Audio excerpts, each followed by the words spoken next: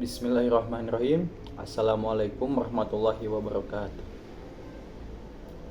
Di sini saya akan menjelaskan tentang nasionalisme dan bagaimana menjaga semangat nasionalisme di era globalisasi. Di sini saya pertama akan membahas tentang nasionalisme. Apa sih itu nasionalisme? Nasionalisme adalah paham kebangsaan yang memiliki arti semangat dan kesadaran cinta terhadap tanah air, memelihara kehormatan bangsa, memiliki kebanggaan sebagai penduduk bangsa, serta memiliki rasa solidaritas terhadap sesama bangsa dan negara. Secara etimologi, kata nasionalisme berasal dari kata natio yang berarti kelahiran dan kemudian berkembang menjadi kata nation dalam bahasa Inggris, Jerman, dan Belanda yang berarti bangsa. Dalam Kamus Besar Bahasa Indonesia, nasionalisme diartikan sebagai paham untuk mencintai bangsa dan negara sendiri. Latar belakang lahirnya nasionalisme di Indonesia itu ada 5. 1. Rasa senasib. 2. Perkembangan organisasi. Yang ketiga, kegagalan perjuangan. Yang keempat, perluasan pendidikan. Yang kelima, pengaruh luar negeri. Yang pertama itu rasa senasib. Salah satu faktor internal yang mendukung nasionalisme Indonesia adalah rasa senasib, sepenanggungan yang dirasakan bangsa. Pasalnya, meluasnya kekuasaan Barat di Indonesia mengaruhi politik, sosial, dan ekonomi bangsa Indonesia. Yang kedua, perkembangan organisasi. Mulanya, organisasi yang didirikan adalah organisasi kedaerahan, keagamaan, dan etnis. Kemudian berbagai organisasi tersebut sering melakukan pertemuan sampai melahirkan ide untuk mengikat diri dalam organisasi nasional. Yang ketiga yaitu kegagalan perjuangan. Paham kebangsaan atau nasionalisme semakin tumbuh dan menjadi saran perjuangan bangsa. Corak perjuangan tersebut ditandai dengan momennya Sumpah Pemuda pada 28 Oktober 1928. 4. Perluasan pendidikan. Pemerintah Hindia Belanda mengeluarkan kebijakan etis pada bidang pengairan, transmigrasi, serta pendidikan. Adanya kebijakan itu memperbaiki kondisi masyarakat yang pelaksanaannya memihak pada penjajah. Yang kelima, pengaruh luar negeri. Salah satunya yaitu kemenangan Jepang atas Rusia pada tahun 1905. Kejadian tersebut membuat bangsa semakin yakin dapat mengusir penjajah. Yang selanjutnya itu ciri-ciri nasionalisme. 1. Menempatkan kepentingan individu dan kelompok di bawah kepentingan bangsa. Yang kedua, berkomitmen untuk bekerja dalam kemakmuran bangsa. 3. Tujuan bersosial politik yang berfokus pada kesejahteraan bangsa. 4. Selalu memperkuat kemakmuran bangsa. 5. Taat dan patuh terhadap kebijakan dan hukum bangsa. 6. Merawat dan menjaga kebutuhan bangsa. Serta 7. Mempertahankan keunggulan dan kemakmuran bangsa. Selanjutnya itu tujuan nasionalisme. Apa sih tujuan nasionalisme? Sampai detik ini kita mendengar dengan nasionalisme. Tujuan nasionalisme yaitu cinta tanah air, rela berkorban, menempatkan kepentingan bangsa, memajukan persatuan dan kesatuan, kebanggaan kebangsaan, kita bangga terhadap bangsa kita sendiri. Yang keenam itu Bhinneka Tunggal Ika. Yang pertama tadi, cinta tanah air. Cinta tanah air membangun rasa cinta yang mendalam terhadap tanah air kita ini, bangsa Indonesia. Yang kedua yaitu rela berkorban. Rela berkorban, bersedia berkorban demi kepentingan negara dan bangsa. 3. Menempatkan kepentingan bangsa. Menempatkan kepentingan bangsa, prioritaskan kepentingan bangsa dan negara di atas kepentingan pribadi atau kelompok. Yang keempat yaitu memajukan persatuan dan kesatuan. Memajukan persatuan dan kesatuan itu mendorong persatuan dan kesatuan dalam keberagaman bangsa.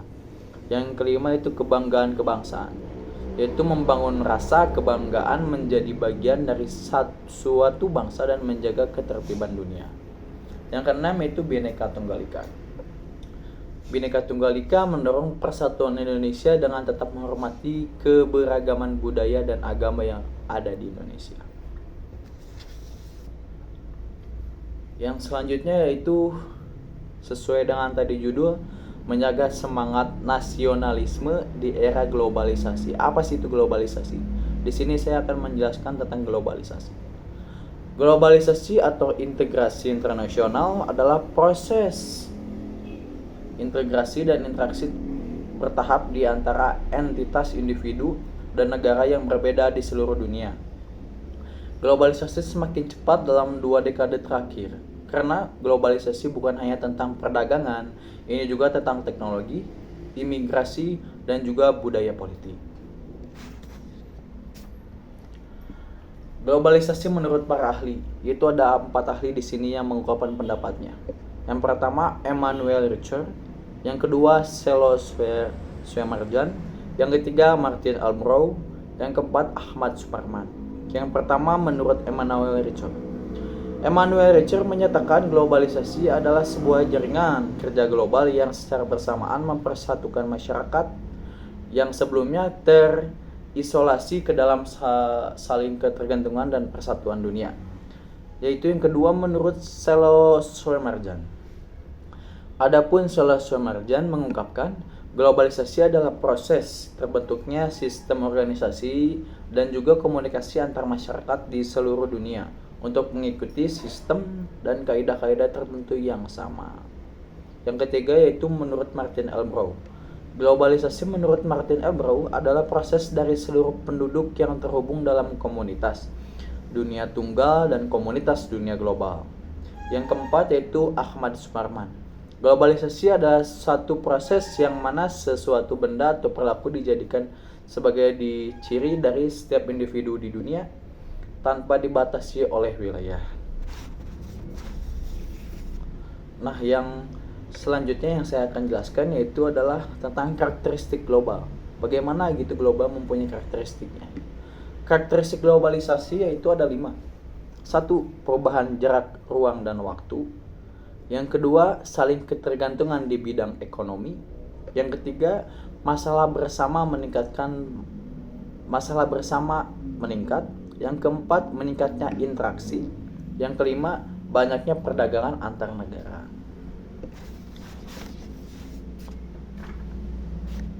Nah, sesudah saya tadi menjelaskan tentang karakteristik global, sekarang saya akan menjelaskan tentang bentuk globalisasi.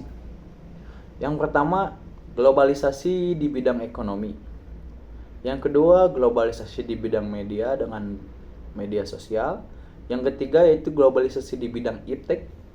Yang keempat yaitu globalisasi di bidang transportasi. Yang kelima yaitu globalisasi di bidang budaya. Saya akan menjelaskan dari yang pertama yaitu bidang ekonomi. Globalisasi di bidang ekonomi atau e-monetary menjadi contoh globalisasi di bidang ekonomi. Kita bisa membeli brand internasional, kita bisa membeli barang yang ada di luar negeri, tapi diri kita tanpa harus menginjak tanah luar negeri tersebut. Itu adalah salah satu dampak yang kita rasakan dari e-monetary. Yang kedua itu globalisasi di bidang komunikasi dengan media sosial. Jelas kita sangat merasakan tentang dampak negatifnya, yaitu tentang globalisasi di bidang komunikasi dengan media sosial. Kita bisa melihat berbagai berita atau kondisi terkini dari negara lain, dari kota lain, dari daerah lain dengan begitu singkat dan cepat. Berkomunikasi dengan siapapun tanpa terhalang batasan geografis. Oke, kita tarik ulur 20 tahun ke belakang. Kita di sini ketika ingin menghubungi sanak saudara yang ada di luar pulau, yang ada di luar kota, kita hanya menggunakan surat, yaitu yang diperantarai oleh jasa pengiriman. Dan ketika kita ingin mengirim surat, kita mendapat jawabannya juga tidak langsung. Paling cepat itu seminggu sampai 2 minggu. Dan sekarang kita ketika ingin menghubungi sanak saudara, dengan sekian detik, sekian menit kita cepat langsung mendapat jawabannya. Yang ketiga itu globalisasi di bidang iptek. Globalisasi di bidang iptek, perkembangan iptek di suatu negara bisa dengan cepat diadopsi oleh negara lainnya. Yang keempat itu globalisasi di bidang transportasi. Jelas kita sekarang sangat merasakan betul bagaimana transportasi yang kita rasakan dari transportasi umum dan lain sebagainya. Berbagai alat transportasi umum baik udara, darat, dan laut terus berkembang sehingga memfasilitasi perdagangan internasional, pariwisata, dan distribusi produk. Di sini globalisasi di bidang transportasi lebih ditarik untuk menjadi jasa pengiriman dalam bidang perdagangan, dalam bidang pariwisata, dalam bidang kita transportasinya, dalam bidang distribusi produk, waktu yang bisa kita tekan lebih cepat. Yang kelima yaitu globalisasi di bidang budaya. Penyebaran budaya populer seperti musik, film, dan fashion menciptakan budaya yang bersifat global. Misalnya, budaya K-pop banyak digandrungi, banyak disukai oleh anak muda di Indonesia. Dan makanan tradisional di Indonesia yang banyak disukai oleh turis mancanegara. Nah, di sini turis mancanegara bagaimana dia bisa merasakan masakan yang ada di Indonesia, makanan khas daerah, karena tadi globalisasi di bidang transportasi. Ketika dia berwisata ke bangsa Indonesia, otomatis dia merasakan makanan-makanan khas daerah yang dia kunjungi dan dia injak tanahnya. Itu adalah keterikatan di bidang globalisasi transportasi dan globalisasi di bidang budaya. Nah, sekarang saya akan menjelaskan tentang dampaknya. Pasti ada dampak negatifnya dan dampak positifnya. Dari kelima tadi yang saya jelaskan, yaitu globalisasi di bidang ekonomi, di bidang komunikasi dan media sosial, di bidang iptek, di bidang transportasi, di bidang budaya. Kelima tersebut ada dampak positifnya dan ada pula dampak negatifnya. Di sini saya akan menjelaskan dampak globalisasi yang kita rasakan. Sebetulnya banyak dampak positif maupun negatif, tapi di sini saya akan sedikit menyantumkan dampak positif dan dampak negatifnya. Di sini kita mulai dari dampak negatif. Dampak negatif yaitu satu, sengitnya persaingan produk impor dan produk lokal. Dan yang kedua, persaingan kerja dengan tenaga asing semakin meningkat dan semakin padat. Yang ketiga, kerusakan lingkungan akibat polusi dan eksploitasi sumber daya alam. Yang keempat, nilai-nilai sosial yang terus tergerus budaya global. Yaitu sekarang dampak positifnya. Dampak positif yaitu satu, kemudahan mengakses ilmu pengetahuan, informasi, dan teknologi terkini. Dua, pertukaran budaya dari berbagai belahan dunia. Yang ketiga, pasar yang semakin luas. Dan yang keempat, bersosialisasi tanpa ruang dan waktu. Nah, menurut saya yang tadi saya jelaskan, di sini dampak positifnya itu bersosialisasi tanpa batas ruang dan waktu. Betul, menurut yang tadi saya jelaskan, ketika tempo dulu kita ingin mengabari sanak saudara, kita hanya bisa mengirim dengan surat. Tetapi dengan adanya globalisasi, zaman kesini makin modern, kita di sini bersosialisasi dengan sanak saudara yang ada di luar pulau, yang ada di luar kota maupun di luar negeri. Kita nggak ada yang membatasi, yaitu tanpa batas ruang dan waktu. Nah, tadi saya sudah menjelaskan tentang bagaimana dan apa artinya, maksudnya yaitu globalisasi dan juga nasionalisme. Sekarang saya akan menjelaskan tentang bagaimana penerapan nasionalisme di kehidupan kita sehari-hari gitu. Bagaimana kehidupan kita agar sifat nasionalisme, rasa nasionalisme di dalam diri kita ini tumbuh. Yang pertama yaitu memilih produk-produk dalam negeri dan mendukung industri lokal. Jelas. Kita di sini terkadang tergiur dengan merek ini, merek itu yang bagus dan terkenal dari luar negeri dan lain sebagainya. Hingga kita lupa pada produk kita sendiri, pada produk-produk dalam lokal. Nah, di sini saya pribadi juga akan memilih produk-produk dalam negeri dan mendukung industri lokal. Yang kedua itu menjaga nama baik keluarga dan bangsa. Yang ketiga yaitu menghormati lagu kebangsaan dan bendera negara. Nah, ini di zaman sekarang adalah bisa disebut menjadi sesuatu yang tabu. lagu kebangsaan dan bendera negara adalah sesuatu hal yang sakral.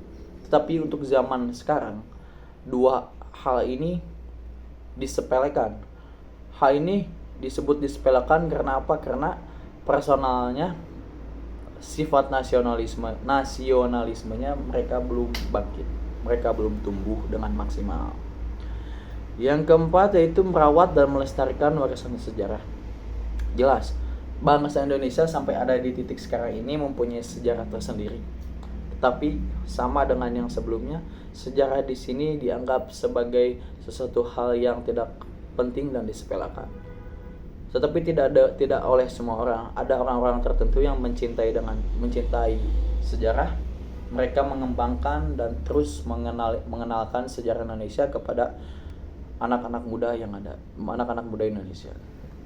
Yang keenam yaitu bangga akan budaya nasional. Jelas, kita sebagai warga negara Indonesia harus bangga akan budaya nasional, di mana bangsa Indonesia ini memiliki beragam budaya. Ketika kita memiliki beragam budaya dan kita tanpa mengenali sedikit pun budaya tersebut, terus kita cinta kepada budaya luar, sangat disayangkan sekali. Yang ketujuh itu menghormati orang tua dan pendahulu. Jelas, di sini kita menghormati orang tua, itu orang tua terdekat terlebih dahulu. Percuma kita menggor-gorkan nasionalisme ada dalam diri saya nasionalisme banget. Tetapi kita terhadap orang tua sendiri malah mengacuhkan acuh tak acuh.